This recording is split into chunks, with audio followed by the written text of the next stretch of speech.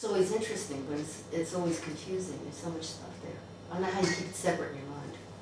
I only see one thing at a time. So what are you thinking about now? To get the show done. Actually, I'm trying to do the thing for Columbus.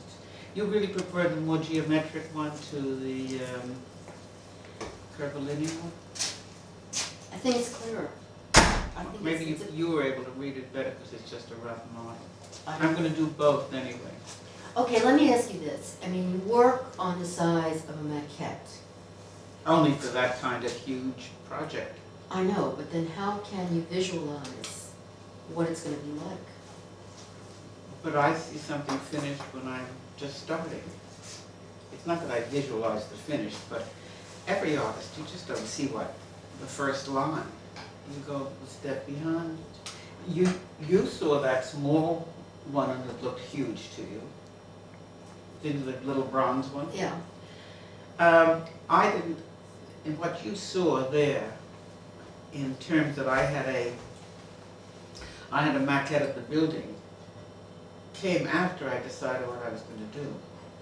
I am adjusting proportions to the building, but I don't, and I try to take into consideration the frame. I like the frame, it pushes me, you know, it But pushes you me. considered the building, the architecture, the frame. Yes, that's right. Or any kind, we're talking about commissioned work now. Mhm. Commissioned work, I think, pushes me into the next phase of my life, and my work, you can understand. I think the studio is like math, speaking about mathematics, like addition. But commissioned work is like doing compound interest. The studio go from A to B to C to D. Each piece of work informs the next one, and they're all the total of the last work. You know my work well enough to know you've seen it. Mm-hmm. When I do commissioned work and I'm inside a frame, what I do is I have whatever I'm working on at the moment in the studio is what I put in that frame. Mm-hmm. But then I have to push it into the frame. I don't And you have to change it, you have to alter it in relationship to a context that's given. Well, yes, it's about proportions. Sometimes it makes me do something I would not have done. Well, let's face it, Beverly, I mean, you're a problem solver, you know. I I love mean, it. no, that's essentially what you like. You like the challenge of the problem that you can then, oh, the telephone, isn't that interesting? Just a minute, let's see which this problem is that has to be solved. Pronto? Chi parla? Okay. Where is he? So, okay, so back to this.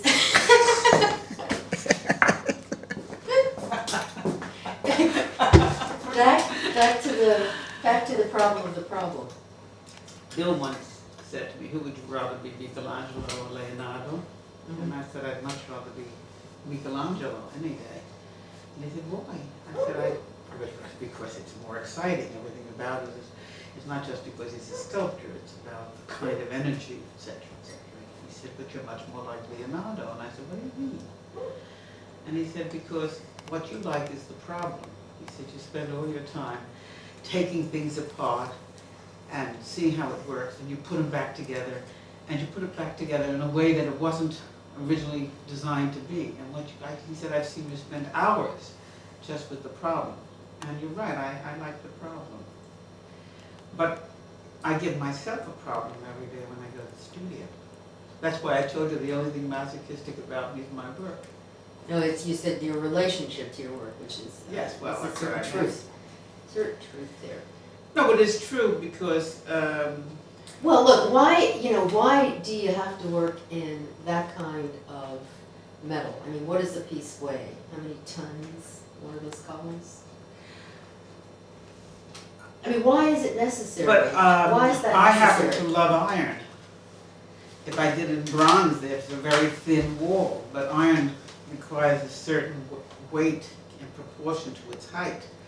The walls, they're hollow. They're not, but they have to have a certain thickness of wall. I can't do iron in a 3mm thickness. Which bronze would You be? can do it in bronze, you can do bronze in 2mm. So, but how heavy are they? Some of them weigh 2 and 3 tons. Some of them weigh, the ones in New York weigh 10 tons. Beverly, don't you think that's excessive? But I don't pick them up and put them down. That's why I'm working in styrofoam. When I said masochism, I didn't mean in terms of talking about the fact that I make a work like all those small plazas, you know? Mm-hmm. I could sell every small plaza of the kind I made. I could be in the small plaza business. I could have been in the stainless steel business, polished stainless steel business.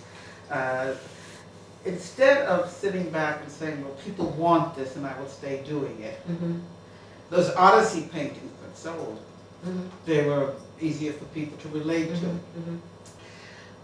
So I'm saying the masochistic aspect of what I'm talking about is pushing into the new territory. Always new territory.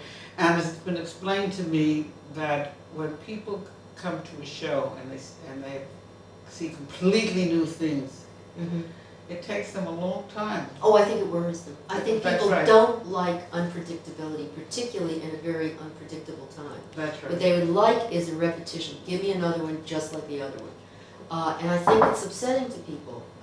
Did to you read that piece imagine in the change. Tribune about books? No.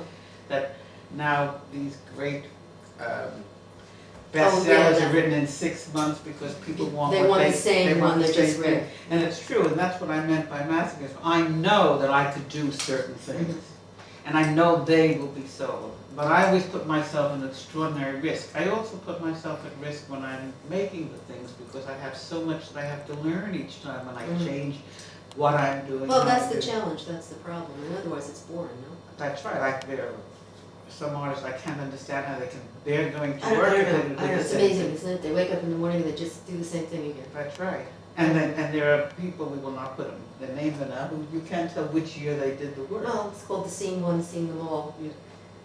I mean, But that's what I meant. I didn't mean in terms of. I don't. you People mean look. the- you People mean look the at. People look at materials. these irons. They look at anything I do of the size, and they say, "How can a little girl like you do?" I love being called a little girl to begin with. Do such big things. Did you ever think of yourself as a little girl? No, never. Why? Never. Why? I never think of myself little, and I'm not very big, but it never occurred to me that I was little. People say that. I always think of myself as like 5'8" or 9", you know. Well, you are 5'7". You're not exactly short. 5'5". No, you're not. Yes, I am. No, I'm 5'5" and you're taller than I am. 5'5". You wanna see? Yeah. All right. You have heels on? No, I have Neither- sneakers on. I All have right, neither sneakers have on. I. All right. Not counting the hair. All right. I think you're taller than I I'm am. 5'5". You're taller than I've shrunk. Isn't she taller? Beverly un centimetro, 2. Taller? Lei. Più grande? Con la Più testa, piccola, con più la testa piccola. più grande Con la sembrerebbe. testa più grande. Con le spalle con i forse, capelli, coi con i capelli. Tu sei più, no, tu sei più alta di lei. No, but then you did shrink. No, Because you used to be bigger than I am. No, not only did I shrink because I'm old, but also I always wore very high heels.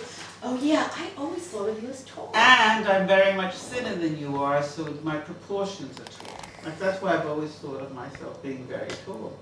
But you know my line, I always think that I always thought I could do everything, and I'm always so surprised when I can't sing.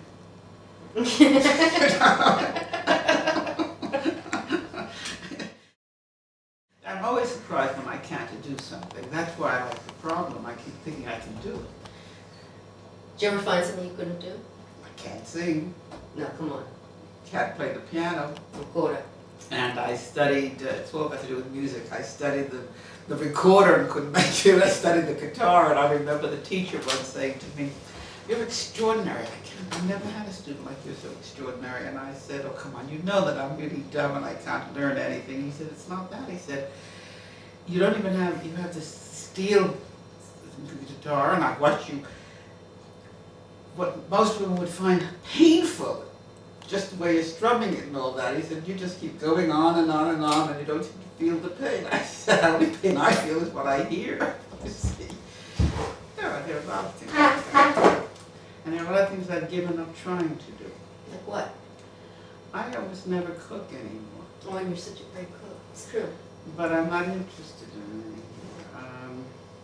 Well, at a certain point, some things have to go, or other things Well, can't I've been be done. giving up a lot of things over the last 15 years, because people just see me in motion, they don't know about when I'm still. I don't do that. Oh, I see you still. Bob, I don't do that much anymore. I work Don't get around much anymore. anymore, that's right. I work, I read, have dinner with Bill, television. Only when I'm in New York do I manage to see a real movie or a play. I go to the museums when I go to Rome. Did you see the Matisse show? I know, but I heard it was great. Al said Oh, it was it's wonderful. the best show I've ever seen of What kids? Matisse. Hopefully, I don't know how long it's on. I thought it was through January, but I don't know. It is certainly the best. Really? That's what Al said. It is so, we made him go. It is so How extraordinary. could that be in Italy? Well, its installation is brilliant. Who I did don't it? think the show originated here. I think it's a French show, but certainly the installation is what's so brilliant. And I'm not sure that the French did what they have, because this is, Well, as you know, Les Donato is very good at here. But it's really quite extraordinary. The choice, the way the installation, and what I like is the fact that you can't get to the bookstore till the end. At first I was irritated because I couldn't buy the catalog till the show was up through the whole show. Well, that's the way it should be. Absolutely, absolutely. Yeah. This whole idea of Bloomingdale's just drives me crazy. Well, it's getting worse all the time. But what was it you liked so much about the Matisse? Do you think Matisse has in any way influenced your work? Think of the backs. I guess probably the backs influence the reliefs I do. I happen to admire Matisse, the painter, more than I do Picasso, the painter. Oh. But I think Picasso, the sculptor, is a far greater sculptor than Matisse.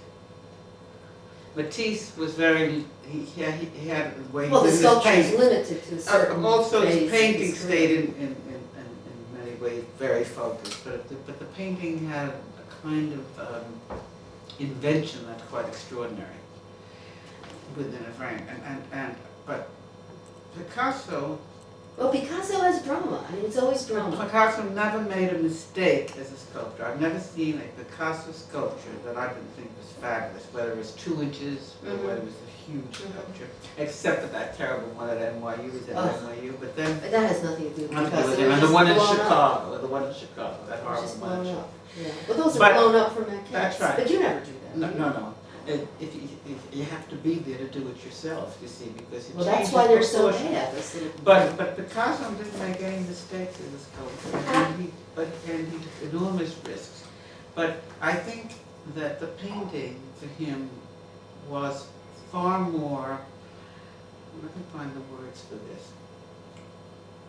I think Picasso needed to paint to stay alive. It wasn't that it was a kind of relief. It's nervous activity. And Well, as you know, sculpture takes a lot more time. You can't be a nervous wreck and do the sculpture. well, no, you can't. And the thing about sculpture also is that you have to.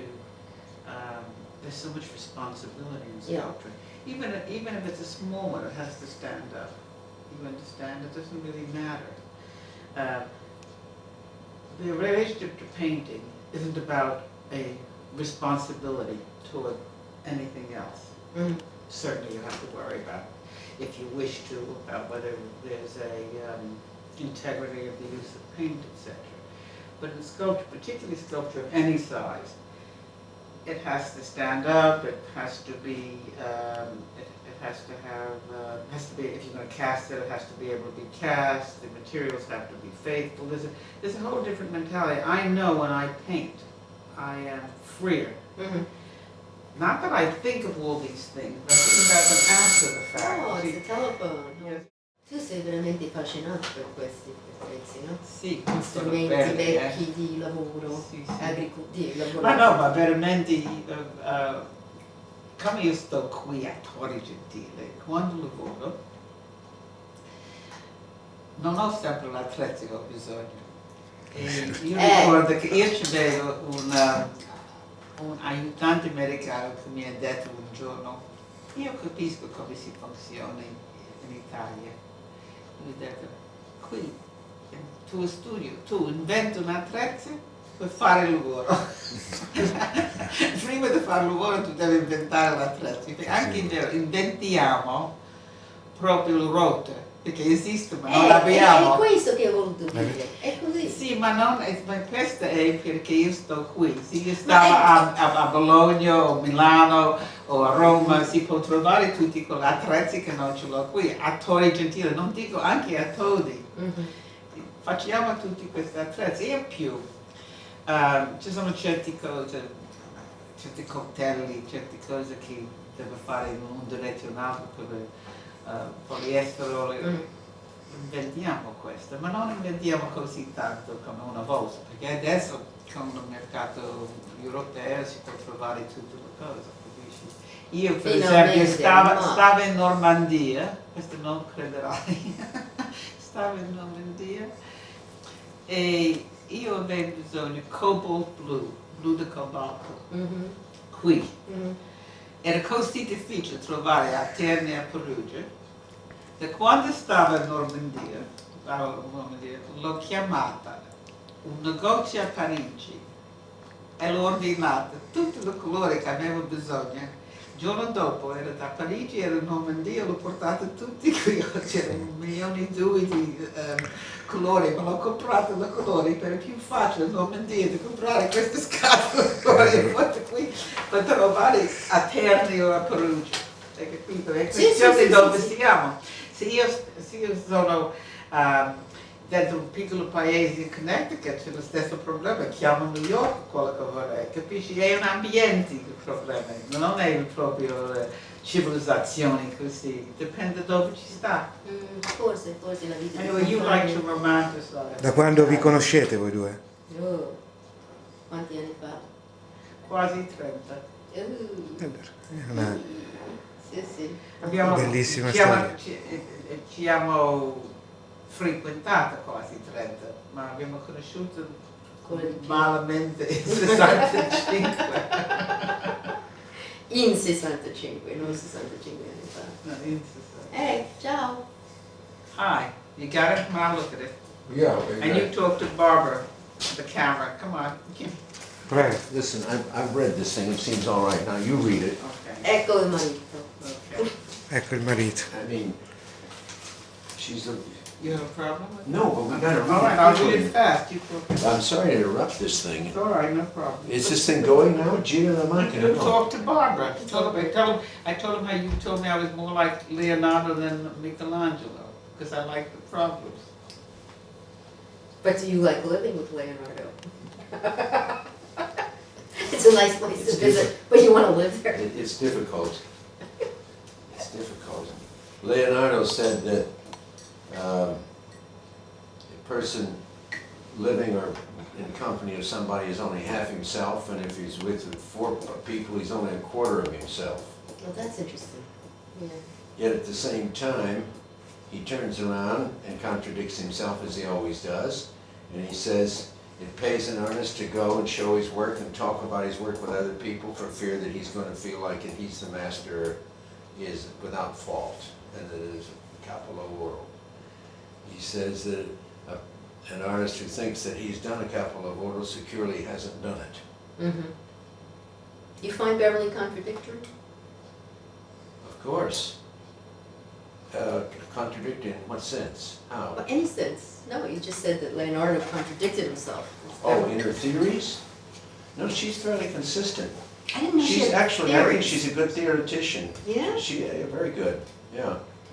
She understands theory of art, and she works very well. I think one of her great assets is she works instinctively. She has a Well, great that's instinct. anti-theoretical, huh? The theory is a ground plan. I don't think I have any theories. It's I Alan don't who has think so. theories. Yeah, I don't think you have theories. I hadn't noticed any. Well, what I meant when I said that was that I think She's a that she, consistent aesthetic, I I think she understands aesthetic theory, and has pretty strong opinions about various ones. It's interesting to see how work for her is absolutely essential for her balance of her spirit. She has to work continually. We know this. be one person. Who And knows? that was true of Leonardo as well, not that I'm saying she's Leonardo, but Leonardo had a very low ego meltdown. And he was constantly, I think all those voluminous notes that he was doing was to repair his sense of insecurity and to keep him and with a sense that he was controlling the material world around him. Is that all That's right with interesting. you? Yes. Yeah. That's interesting what you Yeah, said. that's all right with you. Okay, come on, you see what I did, I took all, everything on. Okay, do you wanna meet Sam or do you wanna go? No, Or just telephone him? Yeah. Fine. and so, but living with Beverly is filled with infinite joys, but, And they're opposites? yeah, and living with any artist. Any Just living artist. with anybody. I don't know that people were particularly made to live together. Do you Well, I think? don't know, you and Bill have been living together for so long, I marvel at it. So do I, I'm sure he does too.